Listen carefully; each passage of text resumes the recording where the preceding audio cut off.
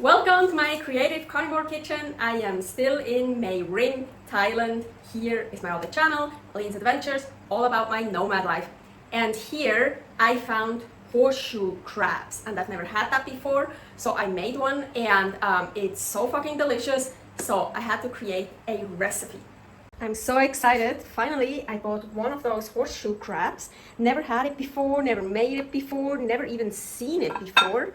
So here at Makro, the grocery store in Mae Rim, Thailand, they have those every day. We went there all the time. So, and today's the day where I'm gonna prepare this. Okay. This is boiling. I don't have much water in here. I want to steam it. So about 7 minutes I read. So, well. So the horseshoe crab is a little bit hard to open up at the beginning. Best to start where I'm starting here, not on the side, like in the middle there. And after you get like the first cut in, it's getting a little bit easier. Maybe I didn't think about that. Maybe after the first cut, it would also be possible to use scissors. Then you can just hold on to its legs and open it up, and voila, you have all the goodness in there. It looks so cool. I've never seen that before. Look at that. That looks so fucking cool. And then just with a spoon, scoop out all the eggs and also the flesh if you want. And there's quite a lot in it. I was surprised. And it just, again, it looks so cool. Horseshoe crab, mainly the eggs, but also some flesh. And I made sure I have the kind of horseshoe crab, the flesh is not poisonous. Okay, it took me a while to make sure that I got that one. I didn't put anything on it, no salt, nothing. Okay, here, some flesh, some eggs. I want to just try the eggs first, here. Just some eggs. Oh, I cooked it 15 minutes. It said 7 minutes, I cooked it 15 to be really, really sure. So maybe I overcooked it a bit. Oh wow. Fucking love this. The eggs are like rubbery, but in a good way. I like it. Maybe I also just overcooked them a bit, but absolutely love it. So I made that horseshoe crab and I ate more than half, so I'm a bit mad.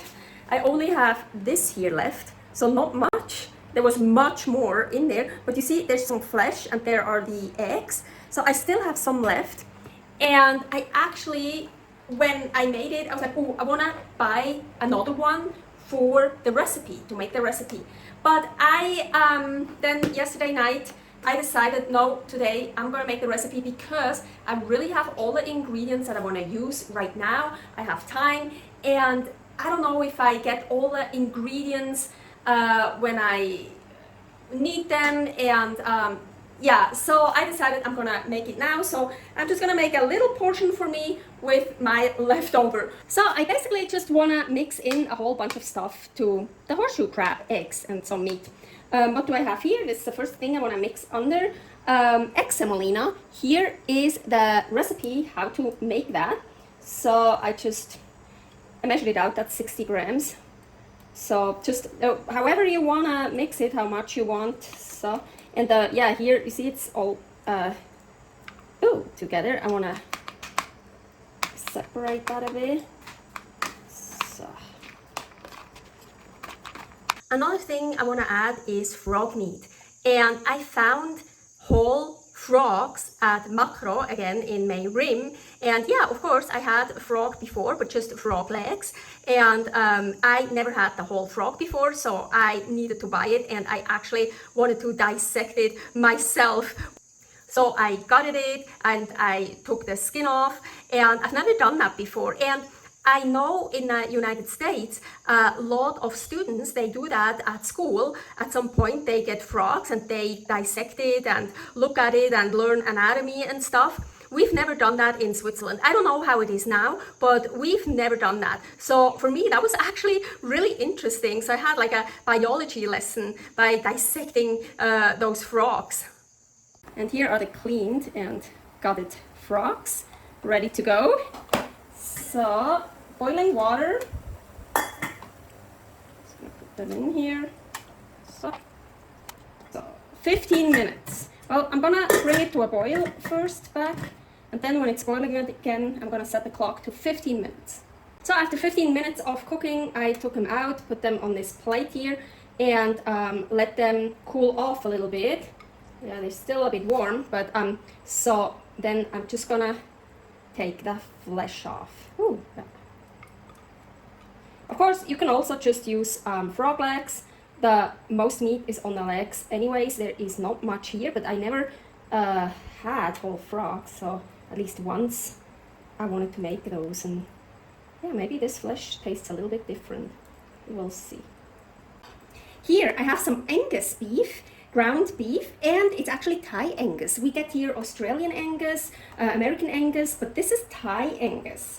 So I'm super excited, never had that before. And I mixed a little bit of fleur de sel, de Camargue, into it, but just a little bit, because I don't want it too salty, because there will be more salted stuff added later.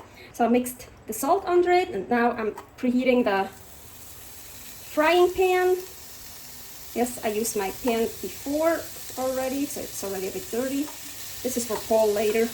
Just fry it however you like it. You can also use it raw, of course. You can leave it partially raw, you can fry it totally crispy, whatever you want.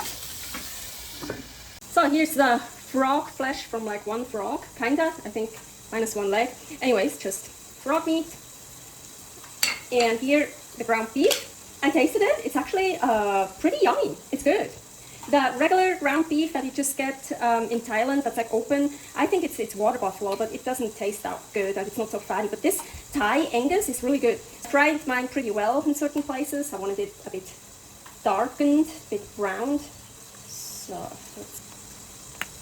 So here I got prawns, and female prawns. Never saw that before, but at Makro in May Rim, they have a bin where there are female prawns. So these are just females, apparently.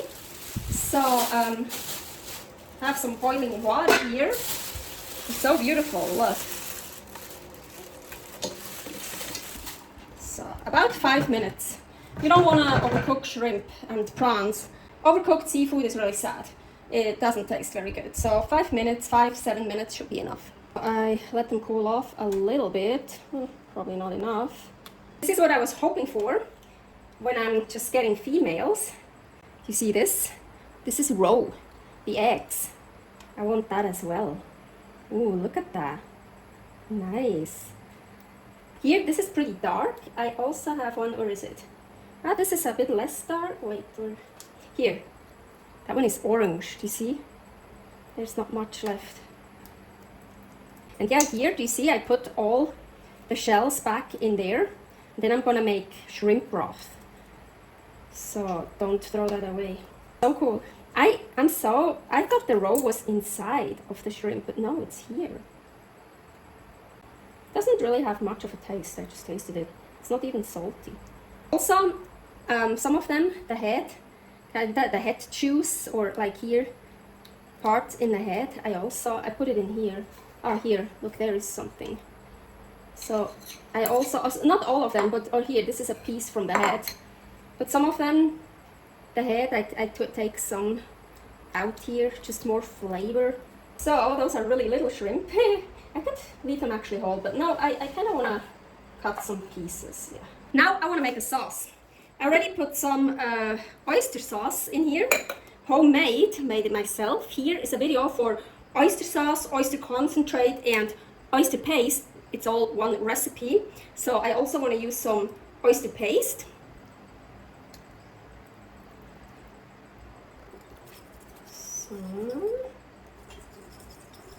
Now, fish sauce. I'm so happy, so stoked. Finally, I found fish sauce that is clean, meaning for me, just anchovies, 80%, 20% salt. No sugar, no preservatives, no sweetener. So stoked, and it wasn't even expensive. And this is a squid. It's fish, it's not squid, but the squid is the brand, squid brand, the gold. That's the one. Found it at Rimping, more of an expensive market store. here in Mae Ring, Thailand, but it wasn't expensive. It was $1.77. I mean, I found others online, they were ridiculously expensive. Actually, only one other from Vietnam. So I only found 2 brands so far that only have anchovies and salt, nothing else in it. So finally, I can have fish sauce again. So I want to add some fish sauce. I like fish sauce. That's why I didn't put much salt on the beef, because the oyster sauce is salty, the fish sauce is salty. And now I also want to add some quail eggs. Yep.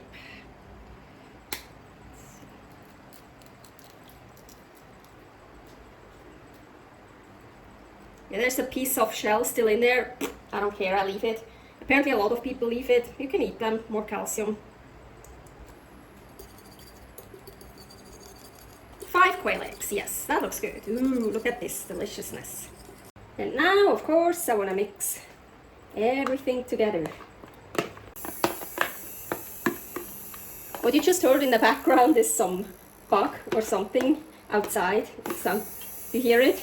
We first thought it was like an equipment, like a farming equipment, but it's not. It's some sort of bug. I'm so excited for this. Actually, I got a nice, good portion.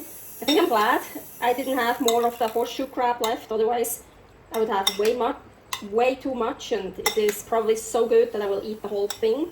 So this is actually a perfect portion for me. Okay, I am so excited and I'm so happy I decided to make that recipe right now and not wait and get a new horseshoe crab, because maybe then I didn't get the other ingredients, or some ingredients I just put in because I had them and I need to use them up, or yeah. Because I think this combination will be great. Oh. Oh yeah, I knew it. I love it. Really great combination. Perfect. This is so good. Many more recipes are here, Creative Carnivore Kitchen, on this channel, and especially from Mae Ring, Thailand, because we are staying here 3 months. I had lots of time and lots of opportunities to make a lot of recipes, because here I'm in carnivore heaven. There are so many great things to work with here, foods. Anyways, here my other channel, Aline's Adventures, if you want to know more about my nomad life. Stay happy, stay healthy, Sagos!